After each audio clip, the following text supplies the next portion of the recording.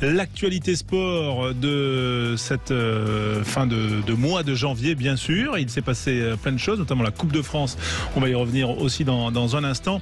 Et également, on a le plaisir d'accueillir dans le studio Sud Radio Julien Thomas et Philippe Spanghero. Bonsoir messieurs. Bonsoir à tous, bonsoir François. Les pronostiqueurs fantastiques. Les creux. Alors là, franchement, tout faux. Bah oui, mais le pronostic, c'est le sport de l'humidité. Tu vois, exactement. C'est l'hiver, c'est le petit rhume, le nez qui est pas si creux. Voilà, qui est pas si creux que ça, mais que tu vois pas le truc arriver. Bon, en plus, je rebondis pour dire que j'ai été mauvais, mais vous êtes sévère parce que Julien, il en a que 2 de faux. Ah ouais, mais c'est pour ça que... Oui, mais sur 3. Sur 3 fautes sur 3. Il a tellement dit que Castres gagnerait à l'UBB que ça vaut c'est compte double. Ouais, mais ça, c'était son cœur qui parlait sans doute à Julien Thomas. On va récapituler quand même. Non, il voulait se mettre bien avec Quentin parce qu'il a compris que Quentin prenait du galon, qu'il avait gentiment évincé Alex. Je suis à deux de sauter, moi. Ouais. Mais que surtout, c'est Quentin qui maîtrise le temps, qui bien sûr allume les micros. Donc c'est lui qui nous donne la parole. Est-ce que Quentin, vous m'autorisez à ce qu'on rappelle... Je sais pas, j'hésite. D'accord. À rappeler les résultats de cette 16e journée. Mail pour qu'il valide. Voilà. Exactement. Mais ça y est, moi, en tout cas, il a mis le mail est validé, c'est bon. Le mail est validé. On peut annoncer les 4 résultats de cette 16e journée, Alexandre. 16e journée de top 14 qu'on récapitule pour les auditeurs qui nous rejoignent sur l'antenne de Sud Radio. Oui, effectivement, avec donc contrairement au pronostic de Julien Thomas et Philippe Spanghero, la victoire de l'Union Bordeaux-Bègles 23-10 face au Castres Olympique. Pas de bonus offensif pour les Girondins, malgré tout. Le CA Brive-Corrèze-Limousin a battu Biarritz Olympique avec le bonus offensif. C'est important. 33-10. Du coup, sur les points de terrain, les deux équipes sont à égalité.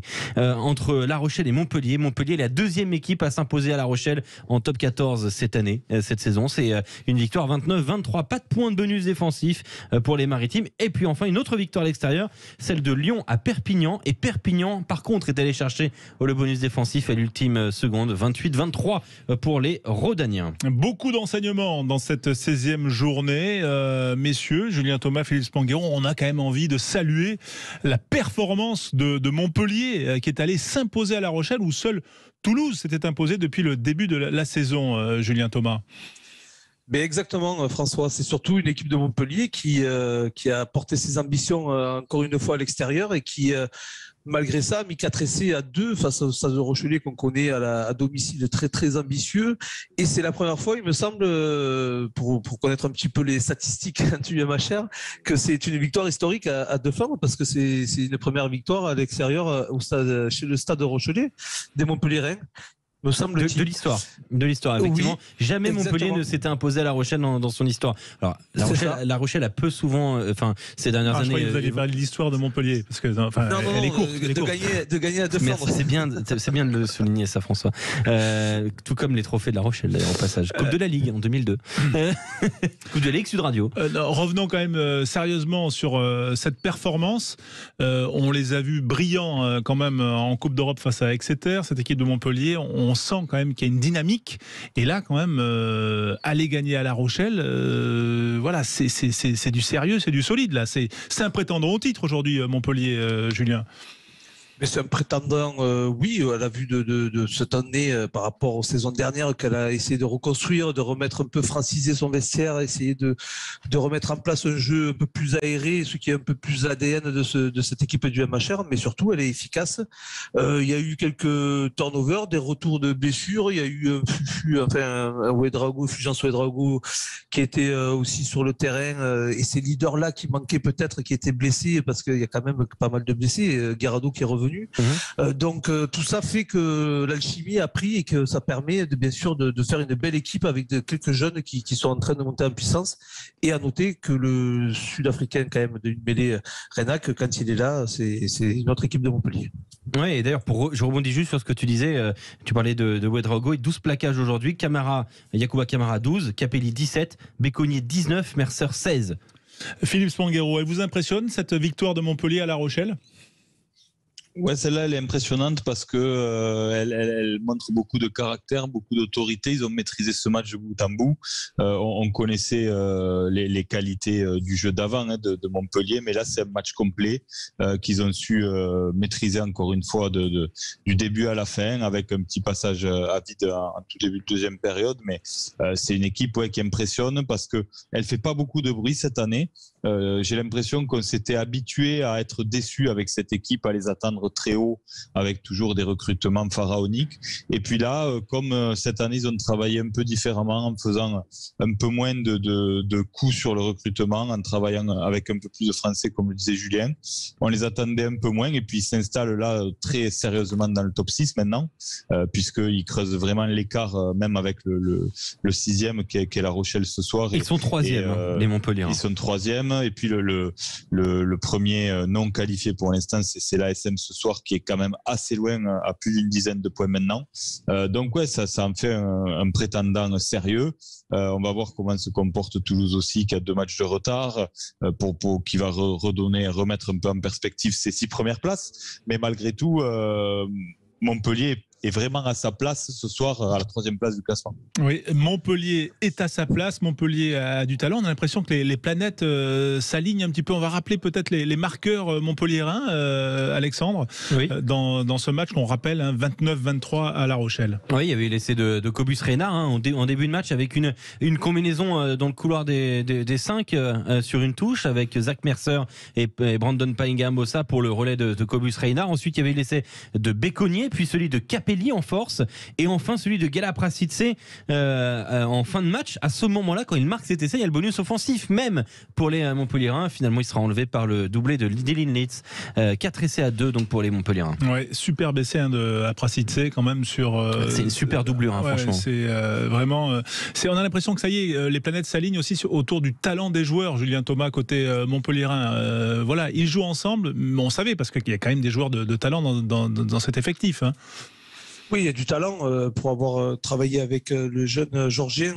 C'est vrai que c'est des joueurs qui devaient arriver à maturité, qui commencent à s'exprimer. Et je pense que là, le jeu adopté, à mon avis, c'est que le vestiaire adopte complètement ce système de jeu et qui peut le produire à 100% avec la même idée, la même envergure à chaque match. Et c'est ça qui fait que c'est la force du Montpellier aujourd'hui. C'est que tout le monde déjà s'entend dans le vestiaire humainement.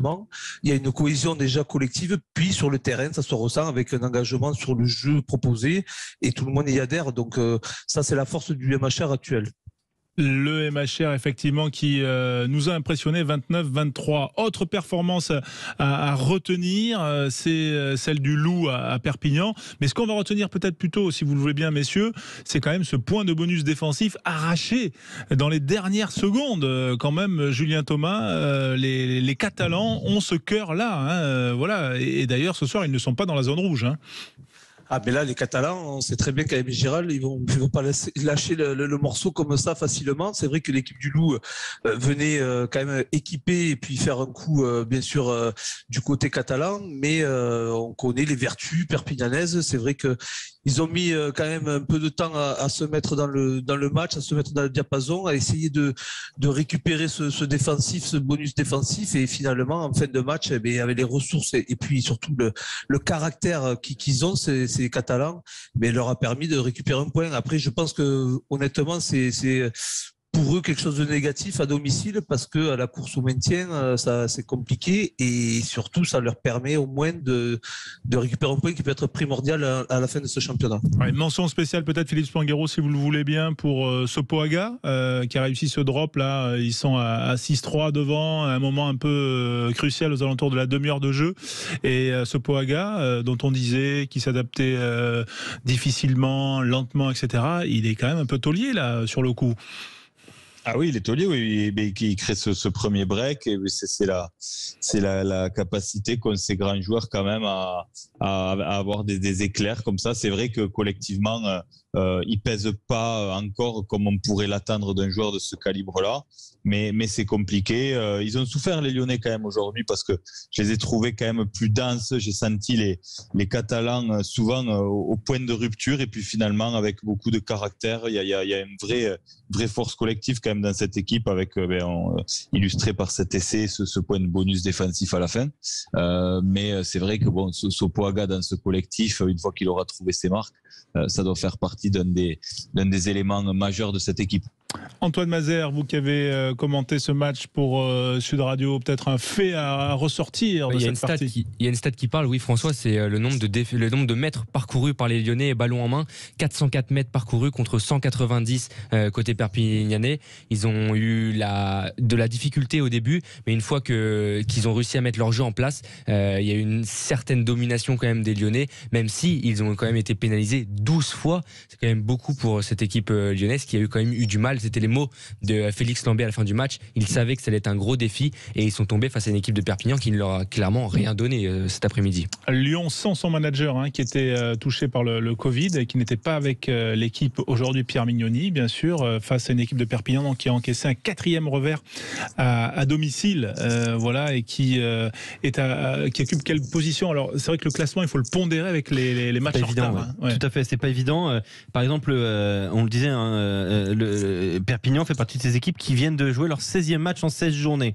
Et Perpignan est 12e avec 24 points. Qui est derrière Perpignan? Il y a Toulon.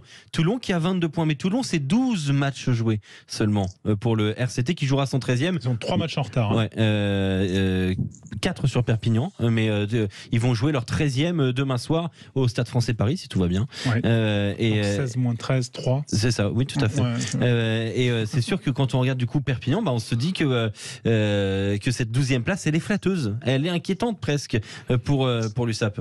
Oui, tout à fait. Voilà, même si effectivement cette réaction en fin de match était pleine de valeur, de générosité, et ce qui nous dit quand même que cette équipe, voilà, va se battre jusqu'au bout. Ça, on en est certain. Et au classement britannique, voilà, alors ça a la valeur qu'on peut lui donner, mais voilà, c'est un classement qui comptabilise les victoires à l'extérieur, les victoires à domicile, et ainsi de suite. Biarritz c'était à -12 quand Perpignan était à -8, donc 13e, et 12e Toulon à -2. Donc ça donne, je trouve, parfois un relief intéressant au classement, et ça montre que Perpignan est plutôt la bataille pour la 13e place qu'autre chose. Voilà donc les premiers enseignements. Et puis aussi, dernière, Quentin, vous me permettez encore de terminer ou pas? Mais tout ce que vous voulez, François. Bien sûr, merci, je suis honoré. 19h16, bien sûr, un petit peu de retard, mais très léger, pour vous dire quand même que Brive aussi a assuré le coup, et pourtant c'était pas évident. Brive a démarré fort, Brive a terminé par un bonus offensif, 35-10, victoire finale des brivistes, voilà, qui ont fait un bon match, mais qui se sont fait peur quand même, Julien, en quelques mots. Ah mais complètement, surtout avec ce carton rouge reçu juste avant la mi-temps, et 33-10 avec le bonus offensif, ça montre à domicile la force et le caractère de cette équipe briviste. Par contre, un Biarritz quand même qui est un peu déçu, parce qu'il y avait peut-être à 15 contre 14 pendant 40 minutes à faire quelque chose du côté corrézien. Ils ont pris des cartons jaunes aussi, ils se sont mis aussi à la faute. Des cartons jaunes, oui, bien sûr, exactement. Jalagonia, Stark, quand il s'est pris un peu la tête avec cette équipe Bitoniata, ouais. Oui, ça a été un match rude, accroché, et ça a fait railler, ça a rotofilé, comme ce que vous voulez. Voilà, Philippe Spanghero, Brive, quand même, là, peut souffler dans son opération maintien, là, ou en tout cas pour quelques temps. C'est une bonne opération aujourd'hui.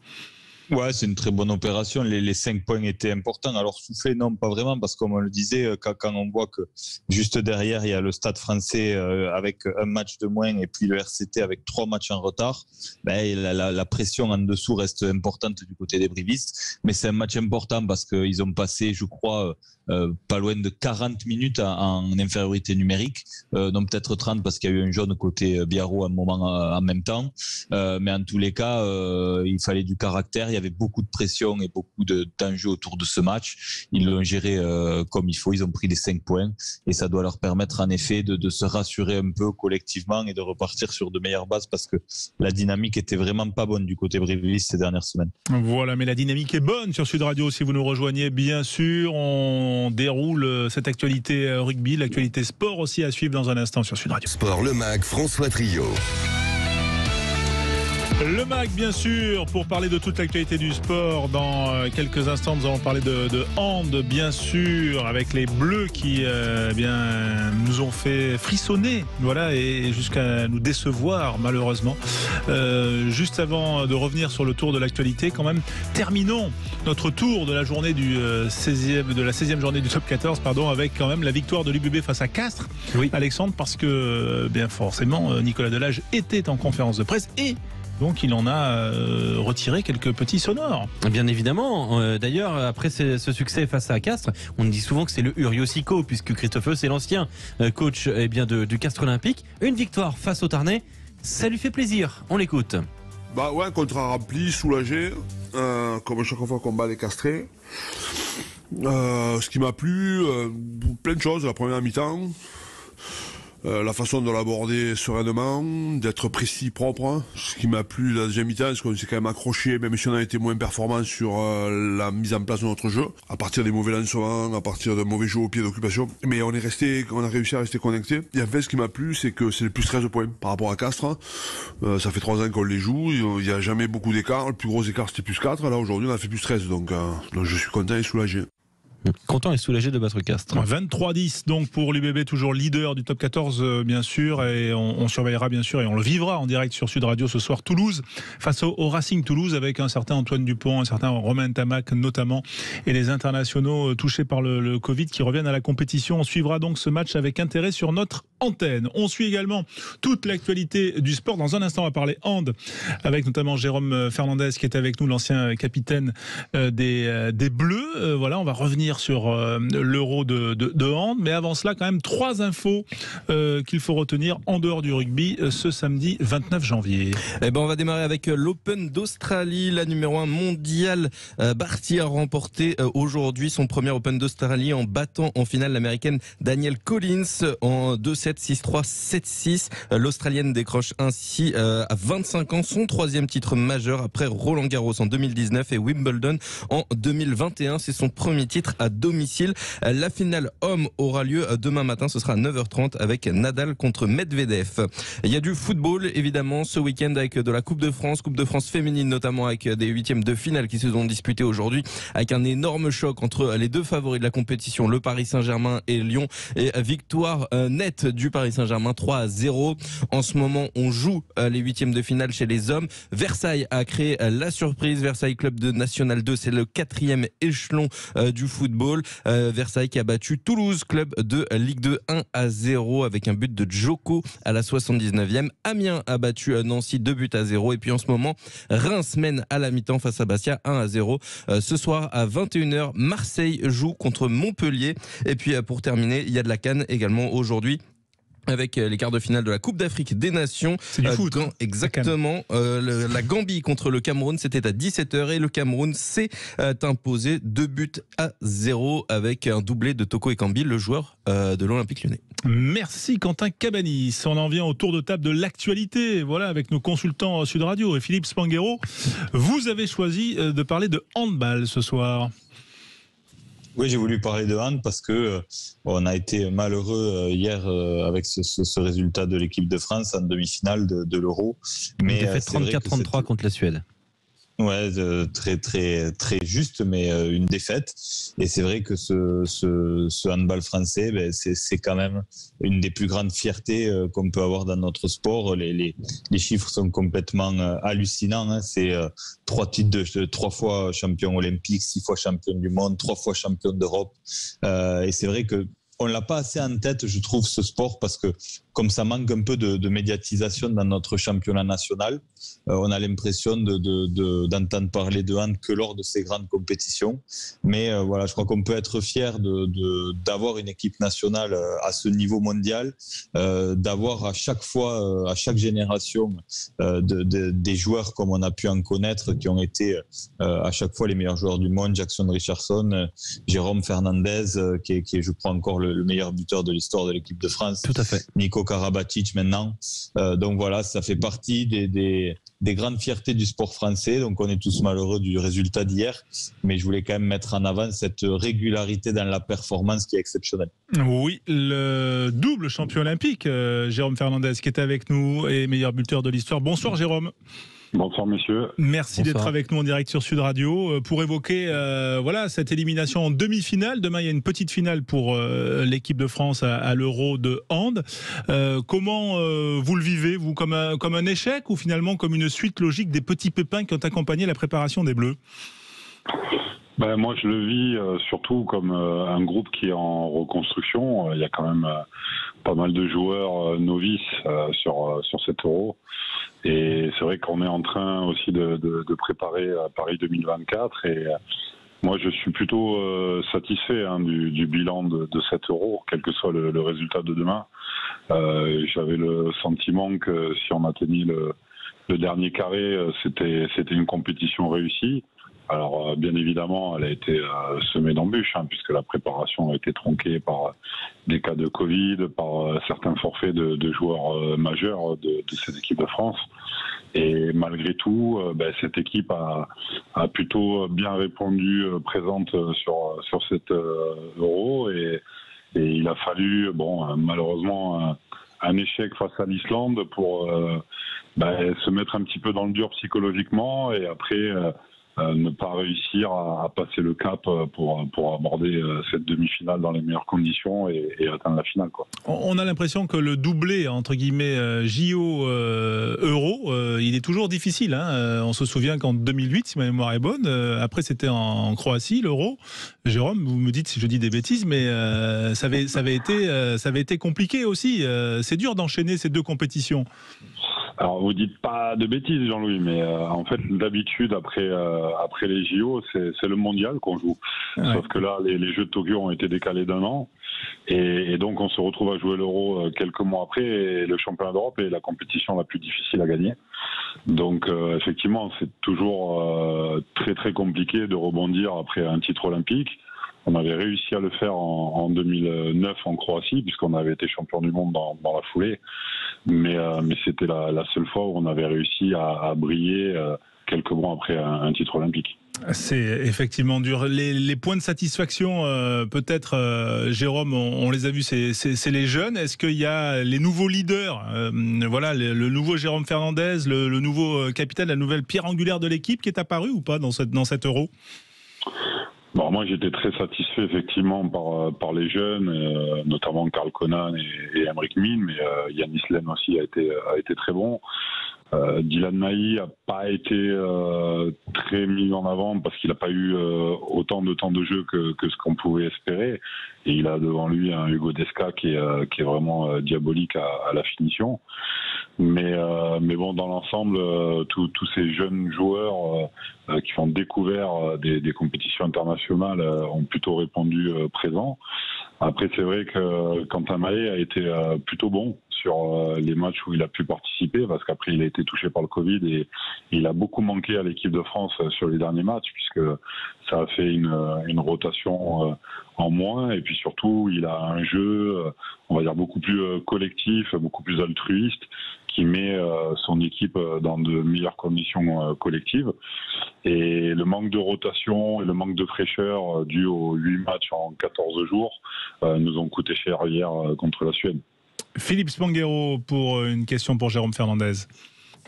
Oui, Jérôme, pardon, tu en as parlé un peu par rapport à la périodicité, mais est-ce qu'il y a une autre explication pour justifier à quel point ce championnat, cet Euro est difficile, parce que on le répète, 3 fois champion olympique, 6 fois champion du monde, et finalement on a l'impression que c'est l'Euro qui est toujours la compétition la plus compliquée pour l'équipe de France.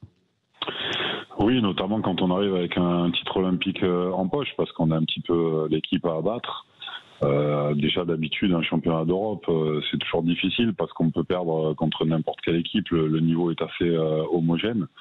Et là, ça a été renforcé, cette difficulté, par tous les cas de Covid qu'il y a pu y avoir pendant cette compétition. Alors, l'équipe de France a été plutôt épargnée au début. Mais après, elle a été rattrapée par le virus et comme beaucoup d'équipes, elle a dû, à certains matchs, se priver de certains éléments clés. Et on l'a vu, l'absence de Karl Konan, par exemple, contre l'Islande a été préjudiciable. L'absence de Quentin Mahé a été difficile à changer sur les matchs contre le Danemark et la Suède. Alors c'est vrai qu'il y a d'autres joueurs qui sont en capacité d'apporter des choses, et on pense notamment à Nikola Karabatic qui s'est mué en demi-centre et en organisateur et passeur. Mais du coup, il perd un peu de percussion sur ce poste-là par rapport à ce qu'il peut faire sur le poste d'arrière gauche. Et ça a un petit peu déstabilisé notre base arrière. Et quand on sait qu'au handball, c'est la base arrière qui crée le jeu, et bien le manque de fraîcheur, plus le manque de rotation, ont fait que malheureusement, cette équipe de France a été en grande difficulté à certains moments en attaque placée. Donc dans l'ensemble, on peut dire que cette équipe a été plutôt performante, et notamment sur le plan défensif et par rapport à la montée de balle et à la contre-attaque. Mais en attaque placée, ça a été compliqué entre le manque d'automatisme avec les jeunes joueurs et le manque de rotation. Oui, effectivement, mais ça nous rassure en fait. Ils vont la décrocher, Jérôme, cette petite finale, se remobiliser comme ça en si peu de temps. Voilà, c'est. Moi, j'y crois, parce que y a beaucoup de joueurs qui n'ont pas connu le podium européen dans cette équipe. Et en face, on a une équipe du Danemark qui est sevrée qui est gavée de titres depuis certains temps. Et c'est vrai que je pense que côté danois, pour toutes les stars danoises, ça sera beaucoup plus compliqué de se remettre d'une demi-finale perdue, parce qu'ils étaient vraiment venus pour être champions d'Europe. Et là, c'est une grosse désillusion pour eux, beaucoup plus que pour nous. Donc, je pense que le staff va faire confiance aux jeunes demain et à ceux qui ont eu moins de temps de jeu sur cette compétition. Et je pense que ces joueurs-là vont avoir beaucoup plus envie que nos ennemis danois. Et je pense que ça peut faire la différence sur un 9e match en 16 jours. Merci Jérôme Fernandez d'avoir été avec nous en direct sur Sud Radio. Voilà les Bleus demain pour une médaille de bronze à l'Euro. Ce sera dans l'après-midi, 15h30, le match face au Danemark. Merci et à bientôt sur l'antenne de Sud Radio. Merci à vous. Salut Jérôme. On se retrouve dans un instant pour continuer le tour de table de l'actualité, bien sûr. Vous êtes les bienvenus au 0826 300 300. Sud Radio. Parlons vrai. Sud Radio. Sud Radio. Parlons vrai. Parlons vrai. Je m'appelle Catherine et je suis auxiliaire de vie chez Petit Fils. Je suis un cordon bleu, une conteuse d'histoire et une championne de Scrabble. Mais je suis surtout l'unique auxiliaire de vie qui aide chaque jour Simone. Grâce à Petit Fils, j'ai enfin retrouvé goût dans mon métier. Et je m'occupe de Simone comme si c'était ma propre grand-mère. Petit Fils donne le sourire aux personnes âgées et aux auxiliaires de vie. Petit Fils recherche des auxiliaires de vie partout en France. Rejoindre au point petit-fils.com. Méné. Souvent, les matins, c'est une succession de... Papa ! Quand soudain... Découvrez des sensations inédites au volant de la nouvelle Mini électrique. Édition suréquipée à partir de 325 € par mois, sans aucun apport. Exemple pour une nouvelle Mini électrique LLD 36 mois. Valable jusqu'au 31 mars 2022. Conditions sur mini.fr. Méné. Sud Radio avec vous en podcast à chaque instant. À écouter, à télécharger sur sudradio.fr, l'application Sud Radio et les plateformes dès la fin de vos rendez-vous. Sud Radio en podcast partout et quand vous voulez. Sud Radio, parlons vrai. Les soldes Zalando. Halte au froid avec les soldes de Zalando. Bonnet bien chaud, doudoune pastel, pull en laine. Oui, tous les incontournables de l'hiver, maintenant avec des remises jusqu'à moins 70%. Les soldes continuent sur Zalando. Bénéficiez de remises jusqu'à moins 70% sur vos marques favorites. Et profitez toujours du service. Essayez d'abord, payez après. Détails de l'offre sur zalando.fr. Sud Radio Sport, le MAG, François Trio.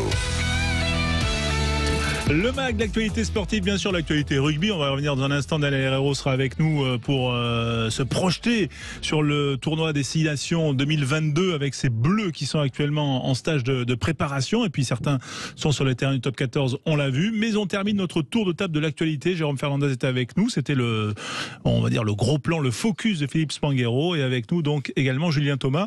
Qu'est-ce que vous avez retenu de la semaine sportive, Julien, qui vous a marqué en dehors du rugby?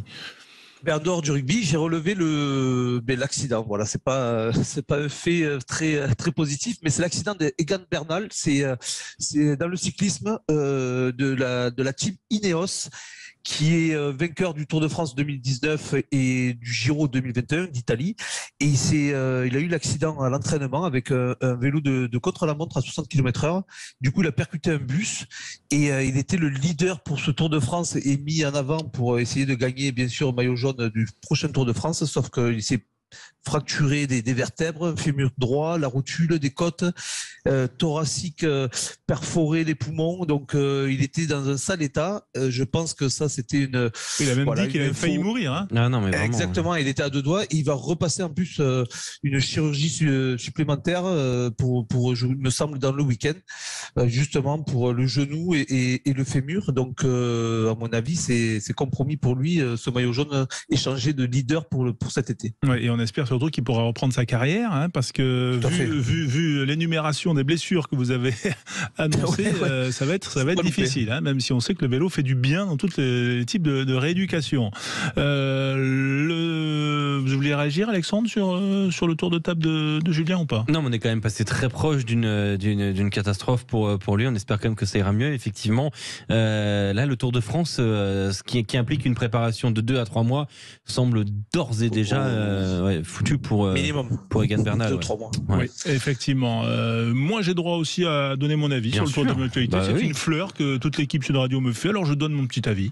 Et mon petit coup de cœur de la semaine, c'est les champions qui sont au rendez-vous de l'Open d'Australie, parce qu'on a beaucoup parlé de l'Open d'Australie autour du cas Djokovic il y a quelques semaines. Mais on s'est quand même régalé pendant cet Open d'Australie pour tous les amateurs de tennis. Et de voir aujourd'hui Barty l'emporter alors qu'elle était très attendue, numéro 1 mondial, attendue en Australie devant son public, après quand même ça faisait 44 ans qu'ils n'avaient pas eu une joueuse qui avait remporté l'Open d'Australie. Je trouve ça assez fort, voilà, d'autant qu'elle est revenue dans un second set très disputé. Elle était menée 5-1, elle a remporté 7-5, voilà, ou 7-6, je sais plus, mais en tout cas elle est revenue 7-6 au tie-break. Et ensuite, bien sûr, Nadal, c'est quand même un exemple, je crois, que pour tous les enfants qui regardent le sport, un exemple de combativité, d'exemplarité, de sportivité, de tout. Voilà, ça dépasse le cadre même du tennis. C'est vraiment un champion. On le connaît, mais voilà, il y a 5 mois ou 6 mois, il sortait dans l'hôpital avec des béquilles, opéré du genou. Et là, on le voit quand même performant. Covid il y a 1 mois. Ouais, c'est assez incroyable. Et la qualité, les 3-7 ou 4-7 qu'il a mis à Berrettini, là, c'était absolument impressionnant.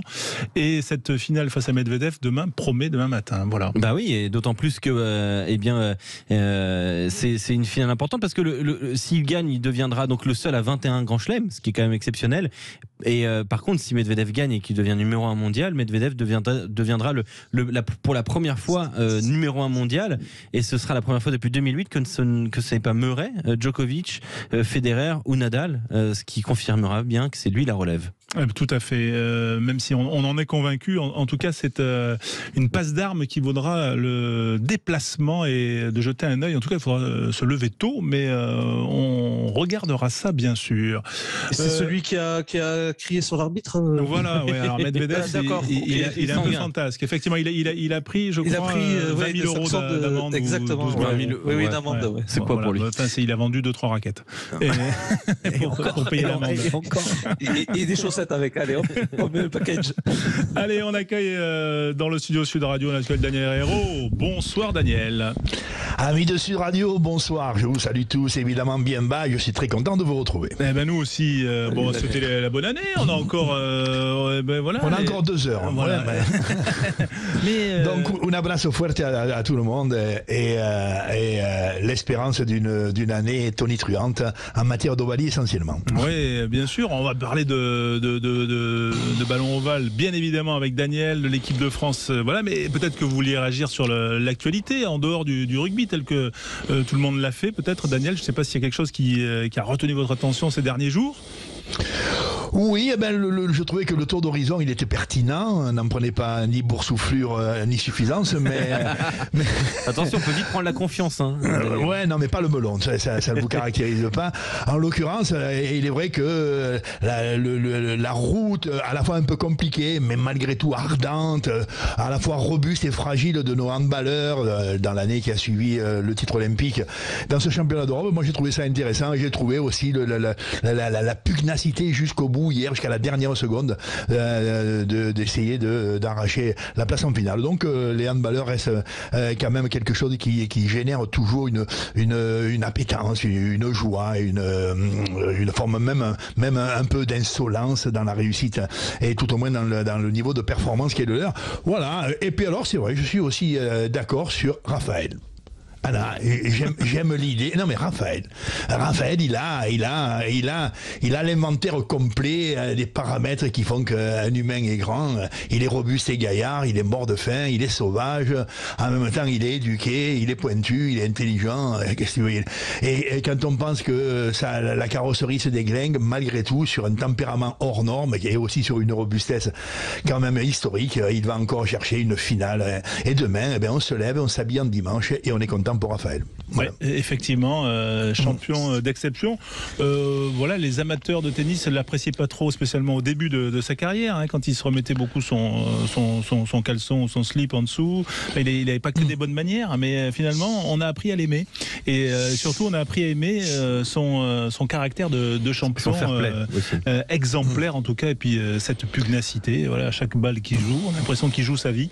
Et c'est peut-être ça aussi une bonne définition du sport. Voilà, on va revenir aussi et peut-être faire un lien sur les beaux moments de sport. C'est souvent ce que nous offre Daniel, le tournoi des 6 nations, et ce tournoi revient. C'est le week-end prochain, voilà. Et c'est vrai que la France, ça fait longtemps que ça nous est pas arrivé, la France est favorite. Voilà, enfin en tout cas c'est ce qui se dit, Alexandre. Vous confirmez, tout le monde dit, et notamment les adversaires des Français disent que la France est favorite. Ah bah ils le disent tous, donc c'est qu'il y a quand même quelque chose qui semble se passer autour de l'équipe de France, effectivement. Absolument tout le monde le dit, donc on va commencer à y croire, effectivement, et surtout ça s'est ressenti dans plein de choses, sur les cotes notamment des bookmakers. La France est sans cesse considérée comme favorite sur tous les bookmakers, que ce soit anglais ou français, donc voilà, il va falloir assumer ce statut désormais. Daniel Herrero, pour toi, est-ce que la France est favorite pour cette édition 2022? J'avoue que je bémolise un peu l'enthousiasme, non pas des bookmakers anglais ou je ne sais pas moi, des analyses un tantinet impertinentes ou frelatées de quelques analystes rubistiques anglo-saxons.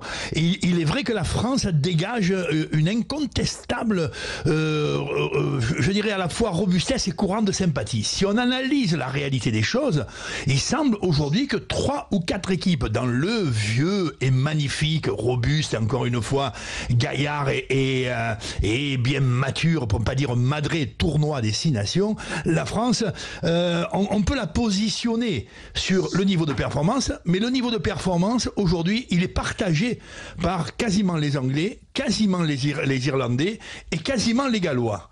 Tu vois, c'est 3 équipes, et pour pas dire presque des Écossais, qui ont un niveau de performance égal au niveau français dans la dernière saison. Les Français ont gagné quelques matchs l'année dernière, toujours d'1 point. Ils en ont perdu contre ces équipes anglo-saxonnes, 3 ou 4 tout autant, d'1 point aussi, ou de 2. C'était toujours été extrêmement serré. Les Français, effectivement, ont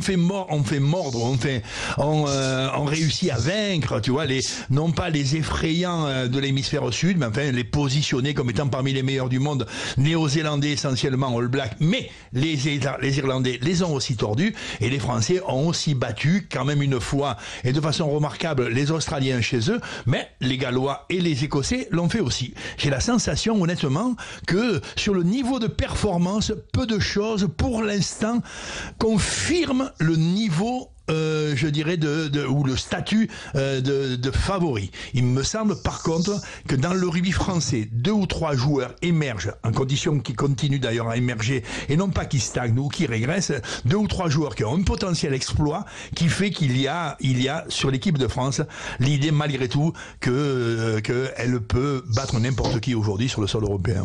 Ouais, on l'espère. En tout cas, on va en reparler bien sûr avec Daniel Herrero, avec Julien Thomas, avec tous nos consultants, avec vous, les auditeurs Sud Radio 0826 300 300.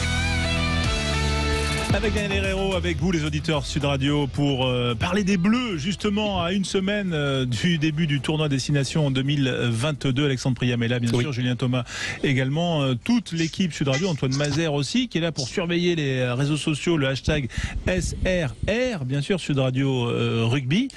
Juste le programme quand même des Bleus qu'on peut donner Alexandre, ils vont débuter la semaine prochaine, dimanche prochain par l'Italie. Ils termineront leur tournoi par l'Angleterre, ça sera le 19 mars. Entre-temps, il y aura un déplacement aussi au Pays de Galles. Alors ça commence le 6, dimanche 6, donc dimanche prochain, pas demain mais le prochain. France-Italie à 16h, il y aura ensuite France-Irlande à 17h45 le 12 février, donc ce sera samedi 12 février. Ensuite, il y aura une semaine de pause avant d'aller du côté de l'Écosse le 26 février. Ce sera samedi à 15h15. Ensuite, on aura une autre pause. On ira au Pays de Galles le 11 mars, le samedi 11 mars à 21h pour un match en nocturne au Millennium Stadium. C'est quand même toujours quelque chose d'exceptionnel avant de recevoir pour l'ultime match programmé, et c'est pas pour rien, ce France-Angleterre le dimanche 19 mars. Avant de revenir sur ce programme avec Daniel, l'avis de Julien Thomas quand même sur ce statut de favori. Daniel bémolisé, est-ce que vous êtes d'accord avec Daniel ? Bien sûr, je rejoins Daniel sur certains secteurs, mais c'est vrai qu'elle est favorite du fait que dans ce tournoi, elle reçoit 3 fois et se déplace 2. Donc, et à la vue en plus de ses dernières performances et la montée en puissance de notre équipe de France, mais tant mieux, c'est la bonne vitrine en plus. Elle commence à faire peur en allant vers cette Coupe du Monde. Donc, c'est pour ça que les médias opposés, les médias étrangers commencent à mettre la pression, comme on connaît, côté anglo-saxon. Mais c'est une équipe de France pour moi qui est favorite, mais pas forcément qui va gagner ce tournoi. Du fait que il y a, comme disait Daniel, l'Irlande et l'Angleterre, mais attention aux Écossais, c'est quand même. On s'en souvient il y a 2 ans. Exactement, c'était il y a 2 ans, 27-23, ils sont venus gagner. Puis ces 5 derniers matchs, ils ont juste perdu à domicile les Sudaf, mais derrière ils ont gagné des Australiens, les Tongiens. Donc c'est aussi les Écossais qui peuvent être menaçants dans leur jeu contre les Français, alors qu'on les attendait pas au tournant. Daniel, donc il y aura quand même fort à faire. Daniel Herrero, effectivement le bémol, il fait partie aussi de ces outsiders ou non favoris comme l'Écosse qui pourraient aussi créer la surprise. Sûrement, hein, il est légitime que nous considérions l'Écosse comme une grande équipe de ce tournoi Destination. Rappelons que l'Écosse l'année dernière nous bat à la dernière seconde à la maison, mais à la maison. Rappelons qu'il y a 2 ans ils nous battent chez eux et à la régulière en produisant un bon rugby. Rappelons aussi qu'ils ont battu à peu près tout le monde, pas tout le monde quand même, mais qu'ils ont toujours produit un rugby assez élevé en qualité, ce qui a en fait un incontestable, on dira, outsider. Il semble que la France et l'Irlande, qui eux ont battu les All Blacks, le match référence, cette touche dans leur performance qui atteste quand même qu'ils sont aujourd'hui à la grande ambition mondiale, ces 2 équipes me semblent un peu devant. Mais qui pourrait dire que l'Angleterre passera à travers ce tournoi, et qui pourrait avoir oublié que le Pays de Galles est le tenant du tournoi. Le Pays de Galles, l'année dernière, emporte le tournoi, et le Pays de Galles aurait pu, l'année dernière, c'est-à-dire il y a exactement 8 mois ou 9 mois, aurait pu réussir le fameux Grand Chelem si la France, à l'ultime seconde, par une ultime grande gambade collective autour de Brice Dulin, avait marqué cet essai de dernière seconde. Donc honnêtement, il semble que le souffle de la sympathie soit voir la France. Et j'ai trouvé bien l'idée aussi que quand même, il y a une construction en perspective de l'événement considérable qui est la finale, qui est la Coupe du Monde en France, qui fait que les Français sont un projet un peu différent de tous les autres. Tous les autres se préparent pour le tournoi et tous les autres se préparent pour 2023, on le comprend bien, c'est-à-dire dans un an la Coupe du Monde. Mais quand même, comme ce match est en France, enfin comme cette compétition sera en France, il y a un souffle autour de là, et que la France continue à grandir au point même que notre coach, en l'occurrence Fabien Galtier, dit on sera encore un peu cette année meilleur que nous l'avons été l'année dernière. On l'espère. Il y a quand même, Philippe Spanghero, aussi un bémol qui est lié quand même à cette préparation un peu perturbée par le Covid. Est-ce que ça peut jouer, ça? Est-ce que ça peut faire rétrograder la France dans un statut de favori, mais favori moins? Alors, sans me faire offense à cette équipe d'Italie, mais ça aurait été plus compliqué si on recevait tout de suite un gros. Là, les joueurs cadres qui ont été écartés de cette préparation à cause du Covid vont avoir le temps de revenir dans les prochains jours et de postuler au match après celui de l'Italie. Donc, comme le disait Julien, c'est vrai que le calendrier est plutôt favorable. On reçoit 3 fois et donc il y a cette mise en jambe contre l'Italie qui d'année en année n'arrive pas à progresser. Et donc, c'est peut-être une opportunité pour le 15 de France. Après, c'est vrai que pour revenir sur le débat de tout à l'heure, la France, elle fait quand même partie des favoris. Il y a Dupont qui a été élu meilleur joueur du monde. Il y a tout un tas de facteurs qui font que on a mis les projecteurs sur l'équipe de France. Il y a ce match contre les Blacks juste à la fin de l'année. Et puis, en effet, je crois qu'il n'y a quand même jamais eu autant de concurrence en termes de niveau dans le rugby du Nord. On le voit, je crois qu'on a eu une tournée d'automne exceptionnelle où les équipes de l'hémisphère Nord n'ont jamais autant battu celles du Sud. Donc ça va être un tournoi particulièrement intéressant à suivre. Et on évoquera les concurrents des Bleus, évidemment. Des petites informations du jour du côté de Carpiane. On est dans les Bouches-du-Rhône. Les informations de Mathias Merlot, notre journaliste Sud Radio, notre journaliste varois Sud Radio, qui travaille aussi pour Rugby Rama, Midi Olympique, et qui signe quelques petites infos intéressantes aujourd'hui, notamment que évidemment ce groupe France est amputé des Toulousains qui ont contracté le Covid et qui n'ont donc pas fait la préparation façon légionnaire du côté de Carpiane vers Aubagne, pas non plus de Winnie Antonio qui était sur le terrain aujourd'hui. Donc forcément, pour travailler le collectif et cette liste 15 de France, c'est un peu particulier. Quelques petites infos, que Florian Verhaeghe a été aligné sur l'entraînement à haute intensité avec Paul Villemc, que Cretin a pris la place de Woki, notamment sur cet entraînement-là, que à l'ouverture, ce n'était pas Romain Tamac, c'était Thomas Ramos aujourd'hui au centre pour accompagner. Romain Tamac, il est avec son club ce soir. C'est ça. Le match qu'on va suivre. Et c'était donc Thomas Ramos et non pas Antoine Astoy, par exemple, qui est dans cette liste. Au centre, c'était Ficou, oui, mais avec Yoram Moefana. Johan Tanga, par exemple, il n'a pas participé à la séance parce qu'il a un petit souci de blessure. C'était devant les yeux de Max Guazzini et de Bernard Laporte. On peut peut-être s'imaginer, du coup, parce que l'équipe de France n'a pas eu la préparation idéale à cause du Covid, s'imaginer peut-être qu'une entrée en matière avec un groupe peut-être un peu plus surprenant que d'habitude face à l'Italie, François.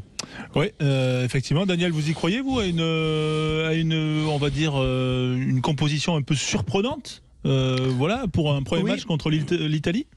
Ouais, j'y crois presque si on fait une approche un peu logique des choses, en l'occurrence celle d'Alex dans l'immédiat, là où il semble que l'on voit émerger des joueurs qui n'étaient pas radicalement au feu de la rampe cet automne. Par exemple, seconde ligne, Florent Verhaeghe, peut-être Yohan Tonga, peut-être Yoram Moefana.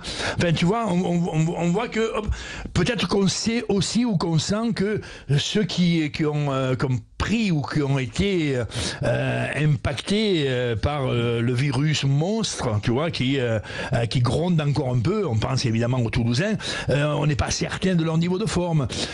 Donc on pourrait penser que en même temps 2 ou 3 joueurs qui ont été vraiment au niveau du quasiment sublime ou exceptionnel en cet automne. On pense peut-être à notre paire de demi, Antoine et Romain Tamac. On pense même un peu à Melvin Jaminet. Peut-être ne sont-ils pas à leur meilleur niveau de forme entre tout, et que un tour de récupération, ma foi, pourquoi pas. En même temps, et à l'opposé de cette analyse-là, on sait aussi à quel point nos coachs sont sensibles, à faire jouer les plus pétillants, les plus robustes du moment, et en même temps à ce que quand même ils aiment installer une dynamique. Tu vois, ils aiment installer une dynamique. Je pense donc, malgré tout, qu'on aura probablement la meilleure équipe possible, tout au moins en termes de talent. Ah oui. Peut-être pas forcément en termes de forme. Qu'est-ce qui s'est passé, Julien Thomas, du côté de Carpiane? Parce que je sais que vous êtes assez proche des légionnaires, donc vous avez peut-être des petites infos. Oui, j'ai passé des années complètes dans la région, donc non, je rigole. Non, c'est surtout un 15 de France, bien sûr, qui a fait une grosse semaine avec 5 séances, mais 4 à haute intensité, donc face aussi à des U20 moins de 20 ans qui ont été vraiment à balles réelles, on va dire, si je puis dire même, et qui a été bénéfique d'une pour les U20 parce qu'ils ont tenu vraiment le bras de fer face à ce 15 de France, et ça a été un travail surtout par rapport aux 10-15 dernières minutes de match, comme on a pu voir sur les tournées face à l'Australie où on déjouait sur les 15 dernières minutes avec la fatigue, et Fabien Galtier a vraiment maîtrisé et a voulu vraiment mettre en scénario ces dernières minutes de match. Et surtout, les moins de 20 avaient, par le staff de Fabien, analysé l'Italie. Et les moins de 20 ans ont joué en fait le système de jeu de l'Italie pour remettre en place face au 15 de France et s'adapter et en situation réelle dans la haute intensité. Ce que je peux dire, c'est que ce soir, il y a une troisième mi-temps qui est organisée. Ah, on n'est pas invité. C'est-à-dire, non, c'est pas invité, mais c'est une troisième mi-temps entre guillemets, connaissant un peu le 15 de France et l'exigence de Fabien, c'est avec les légionnaires, il y a remise de képi blanc, c'est-à-dire des militaires qui vont passer légionnaires, pardon.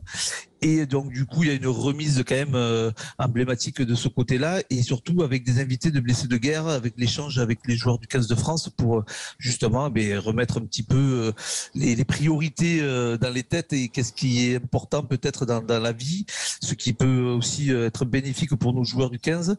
Et dernière info que j'ai pu avoir aussi, c'est Mathias Merlot qui me je rends à César ce qui est bien parti à César.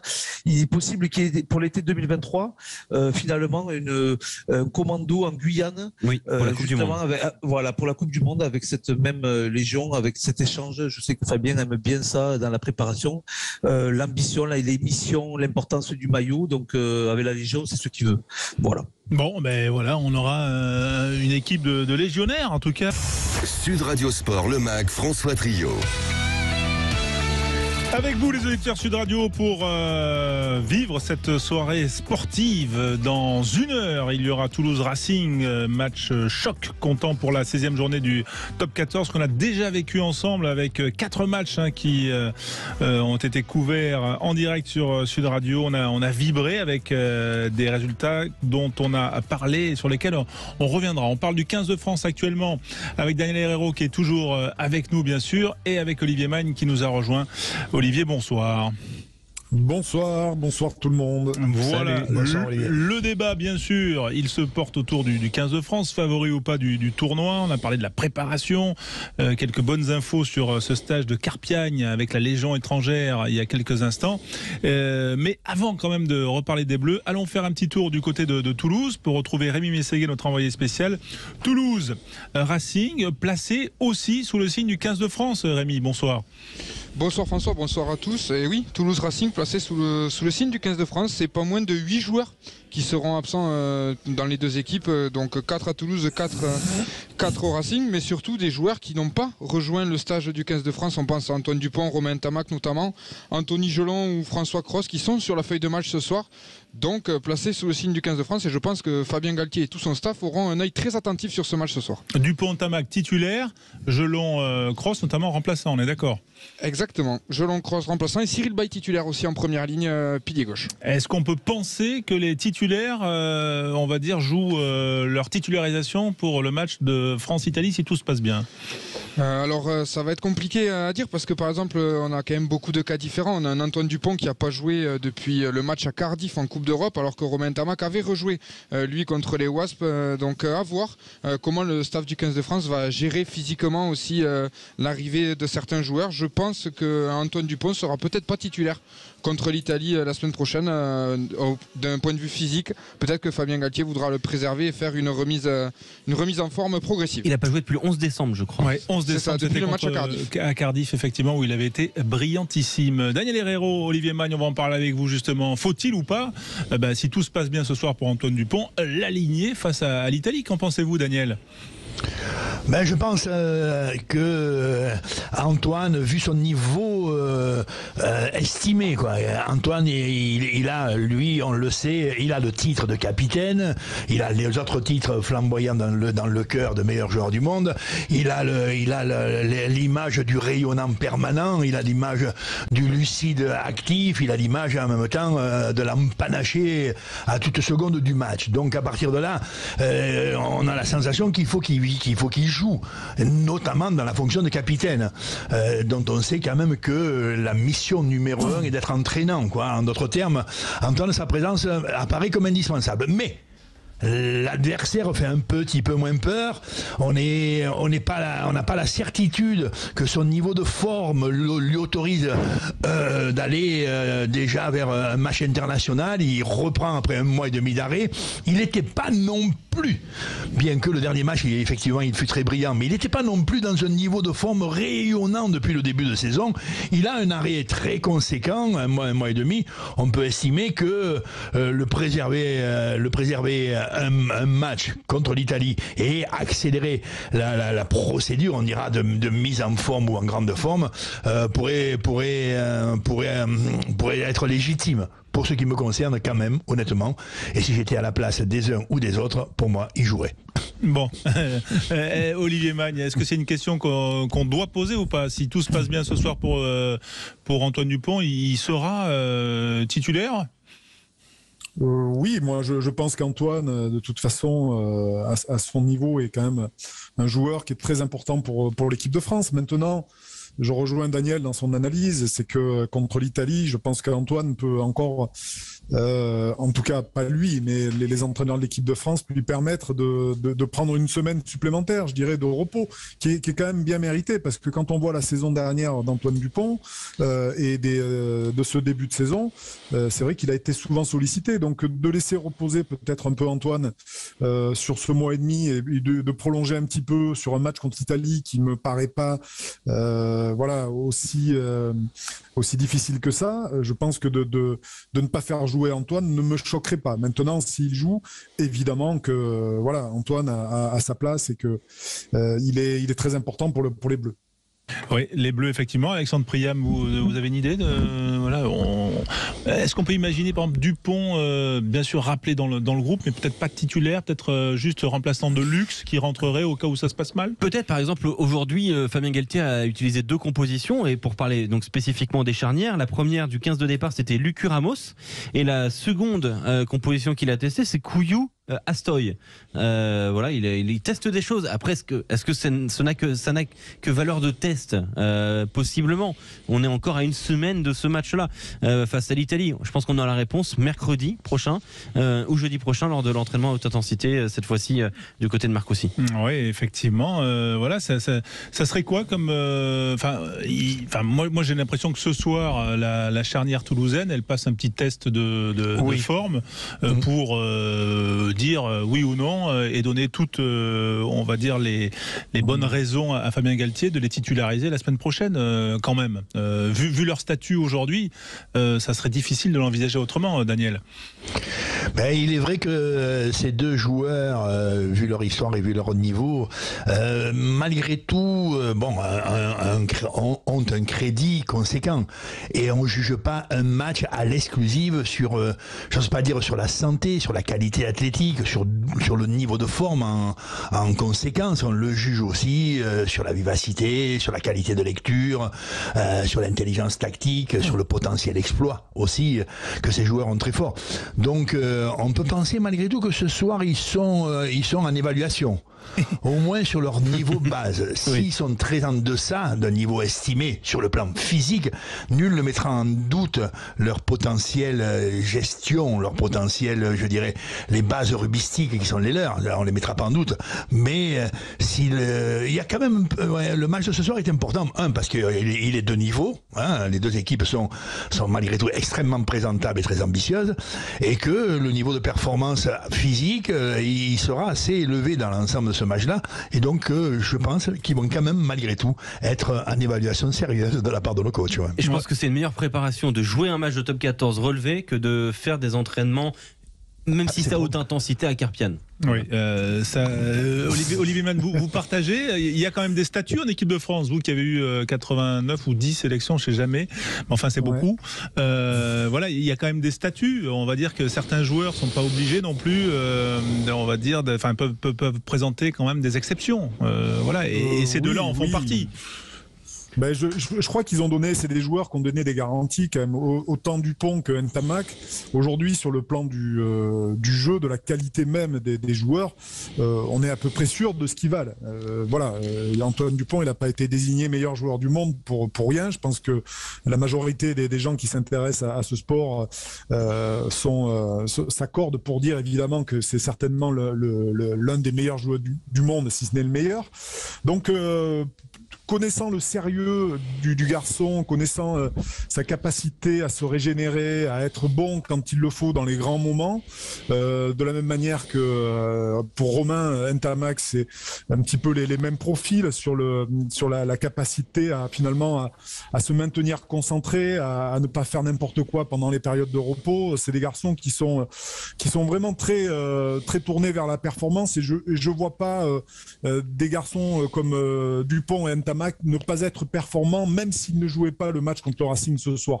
Donc je pense que ce match contre le Racing ce soir, pour ces deux joueurs, c'était uniquement pour reprendre la compétition. Et puis, comme l'a très bien dit Alexandre, il vaut mieux jouer un bon match de top 14 que les entraînements à haute intensité en équipe de France, qui ne restent que des entraînements. Donc il vaut mieux quand même, pour retrouver le tournoi, rejouer un match en compétition pour leur permettre de retrouver la meilleure des formes, s'ils l'ont perdu en tout cas, parce que pour moi ils sont toujours quand même à un très haut niveau. Oui, on peut l'imaginer, mais enfin quand Alexandre, on commence à vous citer et que c'est Olivier Mann qui commence à vous citer, on change de catégorie. Là, incroyable. On voit que vous avez franchi un palier en 2022. Mais revenons quand même et restons sur notre débat autour de l'équipe de France.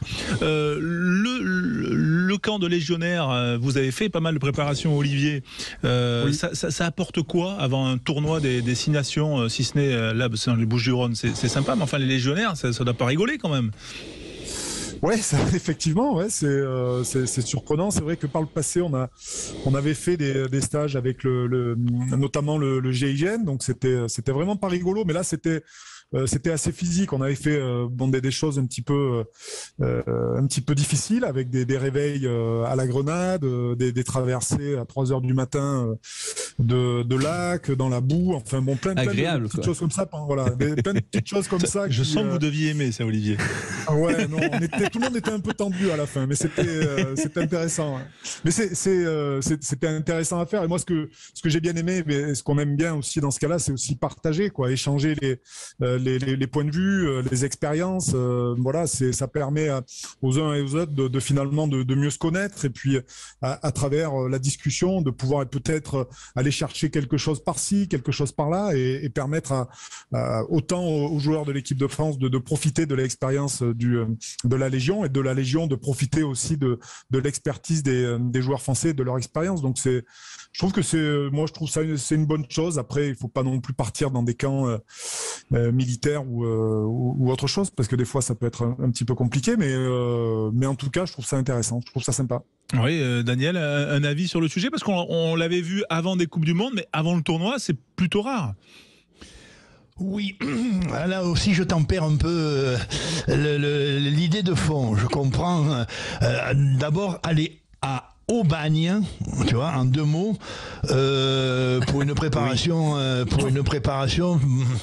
bon, j'y mettrai un sens qui va grandir, avec l'idée quand même que à Aubagne, on va chez la Légion. Je comprends la métaphore, tu vois, d'un lieu nouveau, de gens qui sont dans des espaces où la rudesse est la loi, où le sens de la solidarité est un absolu, où la diversité fait en même temps partie du chemin. Tu vois, je comprends ça. Mais en même temps, la métaphore est guerrière quand même. Et en même temps, elle est très nationale. Et on peut presque le ressentir ou l'apprécier. Dire quand même, là, quand on porte le maillot, c'est pas n'importe lequel. C'est celui de la nation. C'est celui de ceux qui, dans l'espace où on est là, c'est celui de ceux qui peuvent mourir pour défendre les couleurs de la nation. Tu vois, tout ça a une richesse morale. Mais quand même, il y a une suspicion. Nous, on est plus léger que ça. Nous, gens d'Ovalie, enfants d'Ovalie, enfants j'allais dire, de l'aventure sportive, on est plus léger que ça. Mais on peut comprendre le goût du nouveau. à mon sens, qui est le plus dominant sur toute la symbolique de la rudesse, de la sévérité guerrière et en même temps de l'incroyable solidarité quand la mort est au bout de la route, quoi. Tu vois, voilà. Maintenant, moi qui connais bien Aubagne, qui connais bien à la fois Marcatraz, vous savez, là où on appelait Marcatraz, Marcoussis, quand les gens y étaient un peu emprisonnés avec la métaphore d'Alcatraz, je trouve que il y a un surjeu autour de la connexion entre le sport et le militaire. Voilà. Oui, c'est au final que du sport. Voilà, c'est au final que du sport, mais c'est intéressant. Voilà, c'est vrai que il y a cette communication là, mais est-ce que c'est pas lié aussi le respect, pardon François, mais évidemment, comme tu l'imagines, le respect qu'on porte à la Légion, à ces militaires là, tu vois, il est considérable. On sait en même temps le cœur à l'ouvrage et l'image d'un incroyable esprit de sacrifice qui anime ces hommes. Voilà. Mais dont c'est le métier, entre guillemets. Voilà. On va également revenir aussi sur la figure de favori Olivier Magne. On en a parlé avant votre arrivée, mais pour beaucoup, les Français sont favoris. On va vous demander votre avis. Juste quand même rappeler la cote des Français, Alexandre, parce que c'est vrai que voilà, ils sont pas mal, mais il y a des concurrents. La cote, on part sur une base par exemple d'un 1 euro. Si vous misez 1 euro, et bien si la France gagne et que vous avez misé la France, c'est 2,30 €, donc c'est la meilleure cote évidemment de ce tournoi. La France est favorite. Ensuite, il y a 2 nations à 3,40, l'Angleterre et l'Irlande, puis 2 nations à 11, l'Écosse et le Pays de Galles, pourtant tenant du titre, et enfin, alors là pour le coup, il faut quand même oser, l'Italie à 450. Vous mettez 1 euro, si l'Italie gagne, vous faites 450 €. Pourquoi pas? Mais il y a peu de chance quand même. On vous le conseille pas. Mais sait-on jamais. Votre favori, vous, Olivier? Oui, l'équipe de France, après, je mettrais l'équipe de France au même niveau que l'équipe d'Irlande. Certainement pas l'équipe d'Angleterre, qui à mon avis mérite pas la même cote que l'équipe d'Irlande, au vu de ses récents résultats, même si elle a battu évidemment l'Afrique du Sud en novembre. C'est une équipe d'Angleterre quand même qui a battu l'Afrique du Sud avec le 16e homme qui était l'arbitre sur le terrain à ce jour-là et qui a bien aidé l'Angleterre. Donc je trouve que l'Angleterre... Olivier.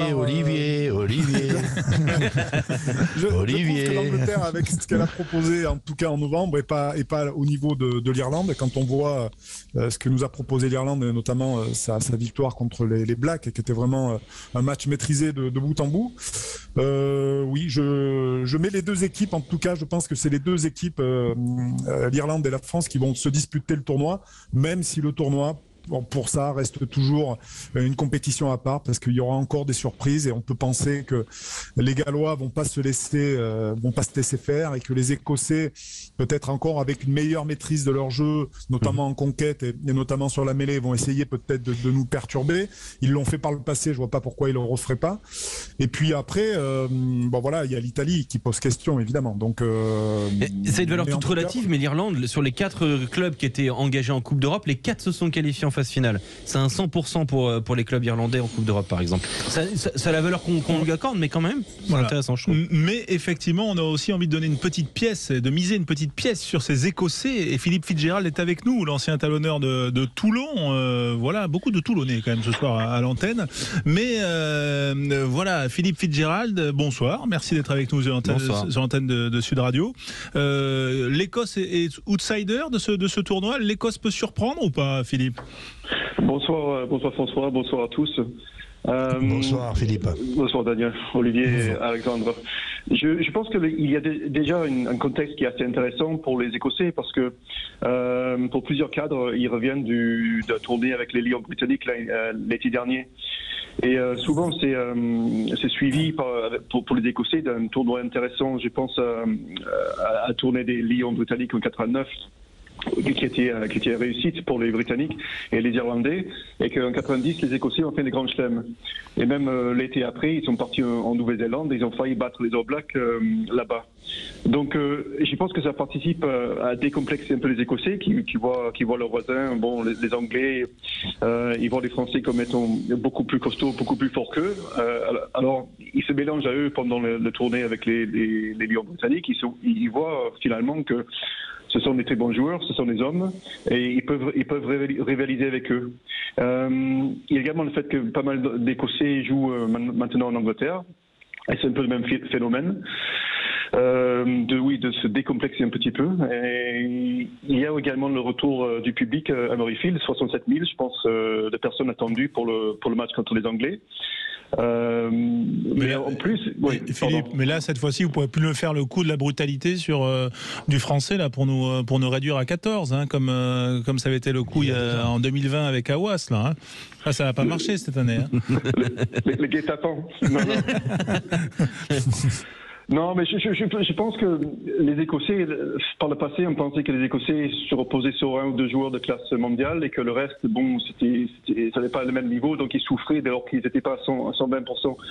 Et je crois que l'effectif cette année, bon, il y a Russell et Hogg, bien sûr, qui sont des joueurs de très très haut niveau, mais ils ont d'autres joueurs qui sont extrêmement performants comme Jamie Ritchie en 3e ligne, qui va être sans doute le capitaine à l'avenir, Ferguson, Johnny Gray qui revient.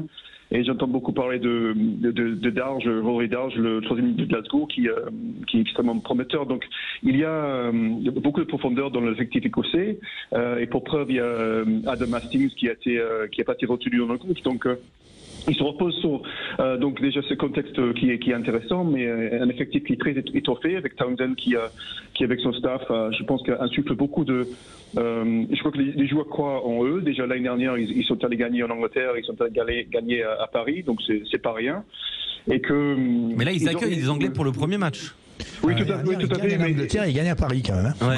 Non, mais c'est pour ça aussi qu'on a mis en lumière ce soir en appelant Philippe, parce que c'est vrai que y a l'Irlande, et là je partage, parce que sur ce qu'on a vu en novembre, l'Irlande a été plus qu'au niveau, mais l'Écosse est une équipe quand même, si elle débute bien son tournoi contre l'Angleterre, peut être peut-être le rival le plus dangereux pour les Bleus, Daniel. Ah oui, c'est parce qu'elle a du talent derrière, notamment. Et puis on ira là-bas. Elle a une philosophie de jeu qui est constante, cette équipe d'Écosse, et qui fait que sur la qualité du rugby produit, sur le traitement du jeu, elle ne craint personne et depuis longtemps. Il reste qu'elle a l'éternel bémol de quelques complexes dans la puissance et dans la qualité de leur conquête. On dit ça des Écossais depuis toujours. Mais il semble quand même que ça se tempère, ça se modère. Quand tu vois arriver, je sais pas moi, les Fagerson, tu vois, qui sont particulièrement redoutables et peut-être postulants pour de très haut niveau de performance. Ils retrouvent Johnny Gray, un Amish Watson est parfaitement presque exceptionnel régulièrement. Non, on sent que c'est assez équipé. Et c'est vrai qu'ils reçoivent, celui-là de match il est très intéressant, ils reçoivent les Anglais au premier tour. Et celui-là, on va l'observer avec attention, pour ne pas dire avec affection, mais avec attention, parce que cette équipe d'Écosse pourrait vite rejoindre le clan, s'il débute bien, le clan de ceux qui vont dire cette année c'est pour nous, quoi. Après, je me permettrai de dire malgré tout quelques mots sur les Anglais, parce que là on est en train de les tabasser à l'ancienne un peu dans les analyses de ces Anglais. Mais non, on ne peut pas oublier qu'il y a 2 ans, autour d'Eddie Jones, leur coach, leur entraîneur, ils furent magnifiquissimes. C'était il y a 2 ans, c'est la Coupe du Monde de 2019, je vous l'accorde, et ça remonte un peu à loin. Depuis 2 ans, ça tâtonne, c'est à peu près les mêmes hommes. Ça tâtonne autour de quelques problèmes sur la qualité de leur rugby, ils se sont un peu étriqués, le doute un peu généré, est un peu rentré dans l'esprit d'Eddie Jones, et l'autorité, son rayonnement autoritaire a été sans aucun doute un peu entamé. Mais eux, là, voient arriver ce que les Écossais ont souvent mis en exergue dans leur espérance, tu vois, c'est-à-dire le brillant d'un ou deux, en l'occurrence Finn Russell et Stuart Hogg. Et là, chez les Anglais, il arrive un Marcus Smith, un jeune Philippin, tu vois, 21 ans, et qui vient mettre le trouble dans la tête de tout le monde, notamment celle de coach Eddie Jones, celle de Ford, le demi d'ouverture titulaire, et qui se signe comme le stratège absolu. là-dessus, et celle bien sûr d'Owen Farrell, qui depuis 5 ou 6 ans reste quand même l'homme de base et qui sera absent de ce tout le tournoi. Et là, ce mec-là, il arrive, il met le doute chez tout le monde. Et ça me paraît un élément dynamisant de la qualité de leur rugby. Un point statistique très rapidement, la ligne de 3 quarts anglaise sur la liste qui est appelée, c'est 23,7 ans. Donc c'est quand même très jeune pour une ligne de 3 quarts. On a l'impression que cette équipe elle vient de se rajeunir d'un coup. Et puis devant c'est 25 ans, donc c'est quand même pas bien vieux du côté de Courtenay-Lawes. C'est un papy presque dans cette équipe anglaise. Donc c'est quand même assez étonnant de voir une équipe autant rajeunie à 1 an de la Coupe du Monde. Oui, avec du talent. Écosse-Angleterre, ce sera samedi prochain, 17h45. Oui. Et on le suivra sur Sud Radio. Voilà. Olivier Magne, on vous fait réagir quand même sur les Écossais et les Anglais, un petit peu sur tout d'ailleurs, mais vous parliez des Irlandais, on a envie un peu de se méfier de tout le monde aussi. Bien sûr, le tournoi, de toute façon, il sera pas facile à gagner.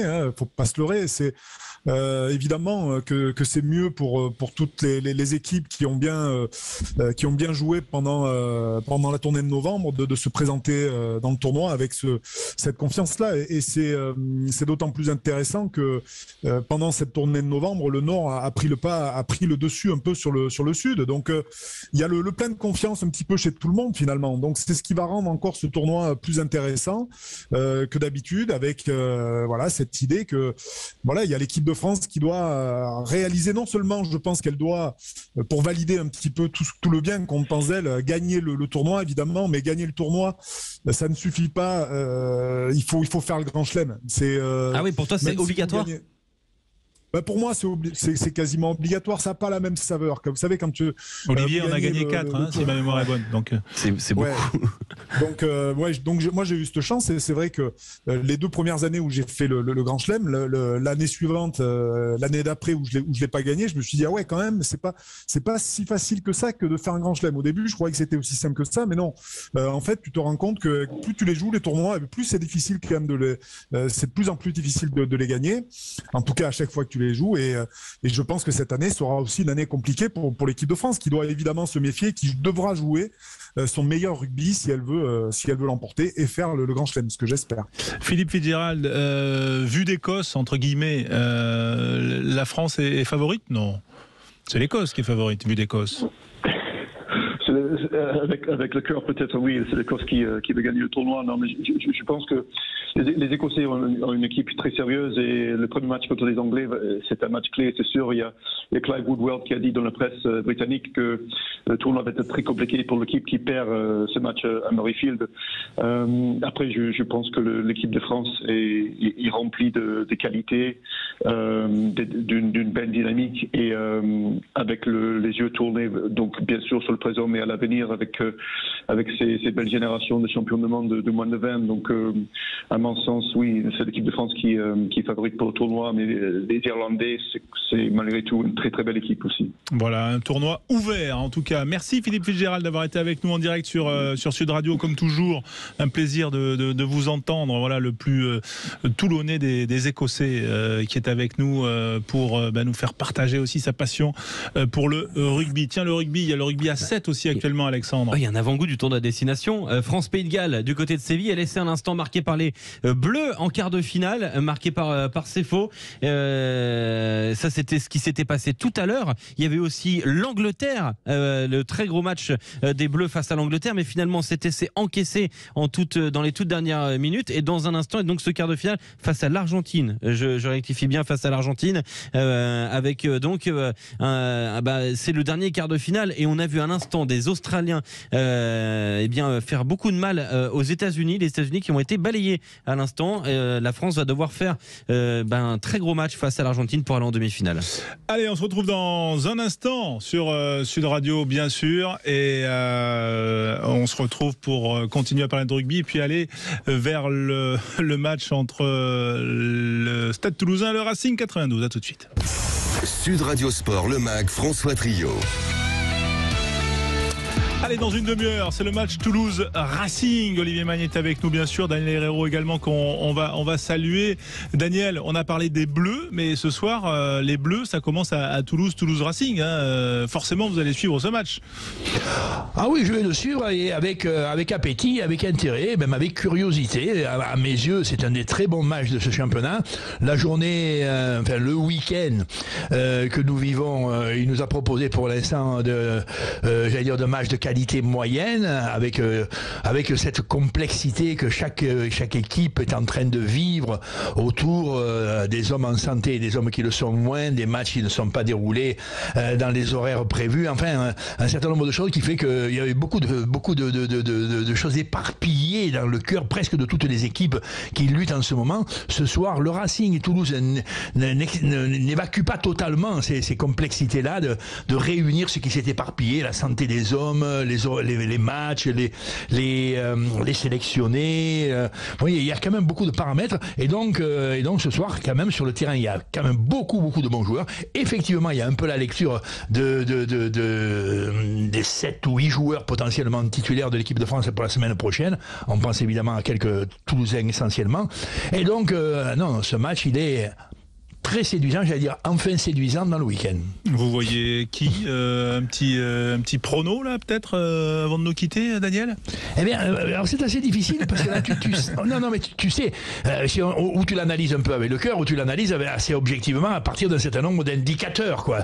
Les Toulousains ne sont pas au top, ils n'ont pas joué depuis longtemps, il leur manque du monde, ils ont perdu la semaine dernière. Enfin bon, il y a tout un environnement qui. Je confirme, sur les 10 dernières journées, c'est la 5e dynamique seulement du top 14 sur les 10 dernières journées. On voit que la saison n'est pas dans une espèce de dynamique exponentielle comme ça, tu vois, et en ce moment on peut pas dire qu'ils sont au mieux, mais enfin si tu regardes après les hommes, tu vois bien quand même que c'est très élevé, et si tu restes encore un peu en même temps fidèle à leur culture ou à leur âme, ou à leur, aujourd'hui on dirait ADN, quoi, tu vois, on peut dire malgré tout avec tout ça, Toulouse chez lui reste très très redoutable, c'est vrai, mais quand même comme le Racing est une équipe aussi complexe, assez difficile, qui n'est pas plus brillante chez elle qu'à l'extérieur, je les vois quand même, ces Racingmen, honnêtement, très pénibles pour ce soir et pour les Toulousains. Et bien voilà, on va suivre ça bien sûr. Merci Daniel, on se retrouve bien sûr les collègues. Préparez-vous bien, on commence la semaine prochaine en bonne forme. Allez, oui. On sera là bien sûr avec tout ce qu'il faut pour faire vivre sur Sud Radio ce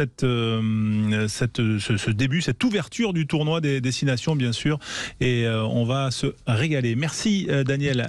Ciao à très bientôt. Olivier Magne est toujours avec nous bien sûr, mais avant cela on va faire une petite parenthèse sur l'e-trophée Andros, voilà, pour la super finale qui est à Superbès, et on l'entend, il est avec nous en direct sur Sud Radio, c'est Thierry Blanco, notre confrère. Bonsoir Thierry. Comment ça va François? Ça va bien et on est content de vous avoir sur l'antenne de Sud Radio, parce que oui, c'est l'épilogue de l'e-trophée Andros. Et il s'est passé quelque chose peut-être d'historique dans ce e-trophée Andros, Thierry, expliquez-nous. François, je vois que vous êtes complètement renseigné. Écoutez, on va faire deux parallèles. On a eu droit à Hamilton Verstappen, vous vous en souvenez. On a eu droit à Ogier Lub. Oui. Écoutez, sur le e-trophée Andros 2022, on n'a pas dérogé à la règle des duels. On a dû attendre le dernier tour de la super finale Elite Pro avec 3 changements de leader au fil des bonifications, 6 tours de légende avec Yann Erlaché, double vainqueur du championnat du monde des voitures de tourisme, et bien sûr Jean-Baptiste Dubourg, tenant du titre. Ça a été un duel absolument exceptionnel. Mais il y avait un arbitre, le chrono, et finalement Pierre-Louis Loubet, coéquipier de Dubourg, donne à l'équipe des Racing Renault Zoé un 6e titre en remportant le record du tour. Ça se joue à 1 point. C'est incroyable. Un final incroyable, François, pour le plus beau des e-trophées Andros, et je parle sous le contrôle de Max Lamers, son fondateur, de ces 15 dernières années. Premier Dubourg, 2e Erlaché, 3e Panis. C'est le podium de l'élite pro. En élite, Jimmy Clairet s'impose devant Eddie Bénézé et Nathan Biel. Pour compléter le podium, Clémentine Loss, première féminine, 4e. Voilà. Écoutez, François, c'est un moment historique.